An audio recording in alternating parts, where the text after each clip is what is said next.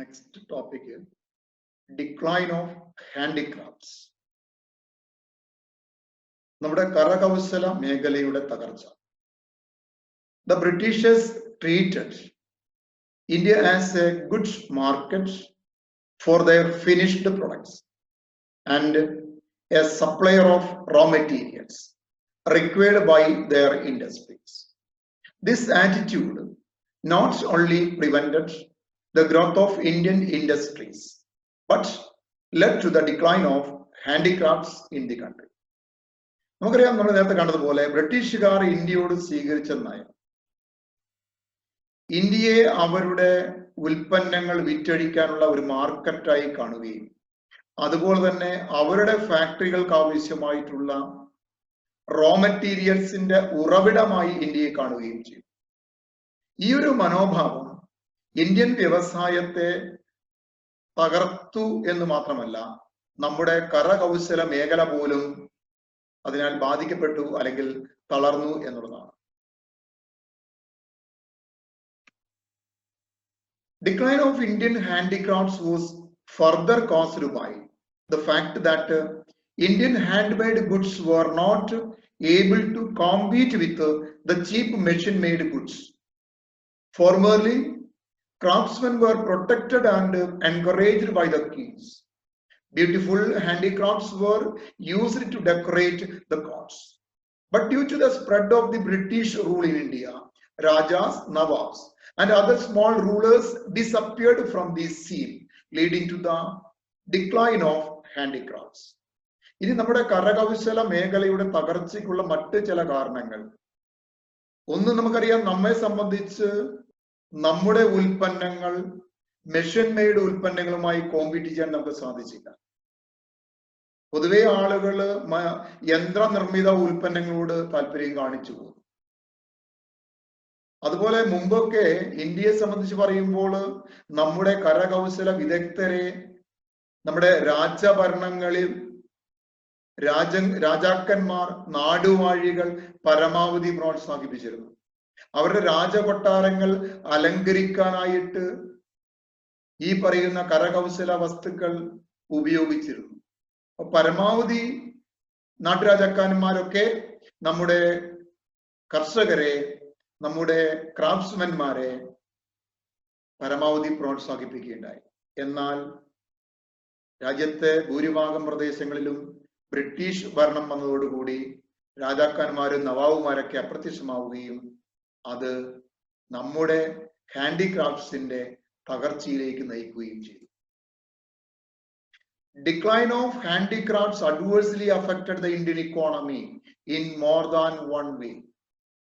നമുക്കറിയാം, ഈ പറയുന്ന കരകൗശല മേഖലയുടെ തകർച്ച എന്ന് പറയുന്നത് ഇന്ത്യൻ ഇക്കോണമി ഒരു രീതിയിൽ മാത്രമല്ല ബാധിച്ചു, പല രീതിയിൽ ബാധിച്ചു. Apart from creating massive unemployment, it forced the people to depend on land. ഇത് എന്താണ്, നമ്മുടെ രാജ്യത്ത് പ്രത്യേകിച്ച് കരകൗശല മേഖലയിൽ ധാരാളമായി തൊഴിലില്ലായ്മ സൃഷ്ടിക്കപ്പെട്ടു, അല്ലെങ്കിൽ തൊഴിലില്ലായ്മ രൂക്ഷമാക്കിയെന്ന് മാത്രമല്ല, ഇതിലുള്ള ആളുകളൊക്കെ അവരുടെ ഉപജീവനത്തിന് വേണ്ടി ഡിപ്പെൻഡ് ചെയ്തത് ഭൂമിയെ അല്ലെങ്കിൽ കാർഷിക മേഖലയെ ഡിപ്പെൻഡ് ചെയ്യാൻ ഇടയായി. Already overcrowded agriculture was not able to provide them with the gainful employment. നമുക്കറിയാം, നമ്മുടെ കാർഷിക മേഖല ആദ്യം തന്നെ സ്വാഭാവികമായും അമിത ബാഹുല്യം, ആളുകളുടെ ബാഹുല്യം കൊണ്ട് വിഷമിക്കുന്ന ഒരു അവസ്ഥയിലാണ് ഉള്ളത്.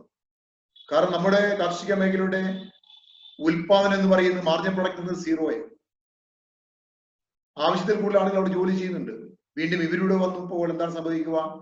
ആർക്കും തന്നെ അവരുടെ ഉപജീവനത്തിന് ആവശ്യമായിട്ടുള്ള പ്രതിഫലം അവിടെ നിന്ന് ലഭിക്കാത്ത ഒരു സാഹചര്യം ഉണ്ടായി.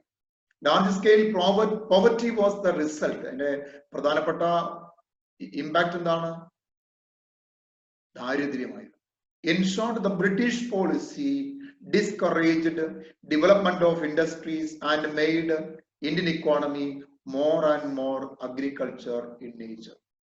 ബ്രിട്ടൻ ഇന്ത്യയോട് സ്വീകരിച്ച നയത്തിന്റെ ഫലം എന്ന് പറയുന്നത്, റിസൾട്ട് എന്ന് പറയുന്നത്, വീണ്ടും വീണ്ടും ഇന്ത്യൻ ഇക്കോണമി കാർഷിക ഇക്കോണമിയായി മാറി, അല്ലെങ്കിൽ കാർഷിക വൃത്തിയെ ഉപജീവനത്തിന് വേണ്ടി സ്വീകരിക്കുന്ന ഒരു ഇക്കോണമിയായി മാറി എന്നുള്ളതാണ്. Now let us find out what is the condition of transport and communication. Roads, railway and ports were developed during the British rule.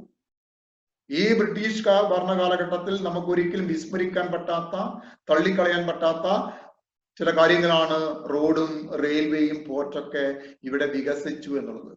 യാതൊരു സംശയമില്ല. But the benefits from these developments to the Indian economy was only incidental. എന്നാൽ ഇതിലൂടെ ഇന്ത്യക്ക് ഉണ്ടായിട്ടുള്ള നേട്ടം ആകസ്മികം മാത്രമാണ്. Capital used for the development of transport facilities, especially railway, was British capital. നമ്മുടെ railway ഒക്കെ വികസിപ്പിക്കാൻ അല്ലെങ്കിൽ റെയിൽവേ ഡെവലപ്മെന്റിന് വേണ്ടി ഉപയോഗിച്ച ക്യാപിറ്റല് ബ്രിട്ടീഷ് ക്യാപിറ്റലാണ്. The burden of paying interest on this imported capital was placed on the taxpayers of India. British capital ആണ് എന്ന് മാത്രമല്ല, ക്യാപിറ്റൽ നമുക്ക് വേറെ കുഴപ്പമൊന്നുമില്ല, മറിച്ച് അത് പേ ചെയ്യാനുള്ള ആ മുതലും പലിശയും തിരിച്ചടയ്ക്കാനുള്ള ബാധ്യത ഇന്ത്യക്കാരുടെ മുകളിലായിരുന്നു. Moreover, all the capital goods for the construction of railway in India were imported from Britain. മാത്രമല്ല, ഇതിന് ആവശ്യമായിട്ടുള്ള എല്ലാ റോ മെറ്റീരിയൽസും എല്ലാ ഇൻപുട്സും ഇമ്പോർട്ട് ചെയ്തത് ബ്രിട്ടനിൽ നിന്നാണ്. This prevented the exploitation of the raw materials like iron ore, coal, etc. available in abundance in India. ഇന്ത്യയിൽ നമുക്കറിയാം ഇതിനുള്ള പ്രത്യേകിച്ച് അയൺ ഓർ പോലെയുള്ള കോൾ പോലെയുള്ള റോ മെറ്റീരിയൽസ് അതാണ് ഏറ്റവും കൂടുതലായിട്ട് റെയിൽവേയിൽ ഉപയോഗിച്ചിരിക്കുന്നത്. അതൊക്കെ ധാരാളമായി ഇന്ത്യയിൽ ഉണ്ട്, അതിന് ലഭ്യത വളരെയധികം ഉണ്ട്. പക്ഷെ ഇന്ത്യയിൽ ലഭ്യമായ ഈ വിഭവങ്ങളെ ഉപയോഗിക്കാനായിട്ട് ബ്രിട്ടൻ തയ്യാറായില്ല. അവർ അവിടെ നിന്ന് ഈ സാധനങ്ങൾ ഇറക്കുമതി ചെയ്തു. അവരുടെ താല്പര്യം എന്തായിരുന്നു? അവരുടെ രാജ്യത്തിന്റെ നേട്ടമാണ് അവരുടെ താല്പര്യം ഉണ്ടായിരുന്നത്. നെക്സ്റ്റ് ട്രേഡിലേക്ക് നമുക്ക് പോകാം. British rulers followed A policy of free trade in the case of India. This was primarily aimed towards creating circumstances in which the British manufacturers could compete successfully with the manufacturers in India. Britain ഇന്ത്യയോട് സ്വീകരിച്ചത് free trade പോളിസിയാണ് നമ്മൾ പറയുകയുണ്ടായി. എന്തായിരുന്നു ലക്ഷ്യം? എന്താ? ഇന്ത്യയിലുള്ള മാനുഫാക്ചേഴ്സിനെ തടയുക, അല്ലെങ്കിൽ ബ്രിട്ടീഷ് മാനുഫാക്ചേഴ്സിന് ഇന്ത്യൻ മാനുഫാക്ചേഴ്സിനെ കോമ്പീറ്റ് ചെയ്യാനുള്ള സാഹചര്യം ഉണ്ടാക്കുക. This free trade policy led to the decline of handicrafts and crippled the economy. ഈ ഒരു നയം, ഈ ഫ്രീ ട്രേഡ് പോളിസി ശരിക്കും ഇന്ത്യയുടെ വ്യവസായത്തെയും ഇന്ത്യയുടെ കരകൗശല മേഖലയെയും തകർക്കുകയും ഇന്ത്യൻ ഇക്കോണമിയെ സംബന്ധിച്ച് അംഗമംഗം വരുത്തുക, അതിനെ വികസനം തൊട്ടു തീണ്ടാത്ത രീതിയിലേക്ക് മാറ്റിമറിക്കുകയും ചെയ്തിട്ടുണ്ട്. അപ്പോൾ Indian goods entering British markets were subjected to heavy import duties to reduce competitive power. ഇന്ത്യയിൽ നിന്നും ഉൽപ്പാദിപ്പിച്ച് ബ്രിട്ടനിലെത്തുന്ന ഉൽപ്പന്നങ്ങൾക്ക് ഉയർന്ന നികുതി കൊടുക്കേണ്ടി വന്നു. ഇതിനു വേണ്ടിയാ ഇന്ത്യയിൽ നിന്ന് വരുന്നവരെ കോമ്പീറ്റ് ചെയ്യുക, അവരുടെ വ്യവസായികൾക്ക് അവരെ കോമ്പീറ്റ് ചെയ്യാൻ പറ്റണം.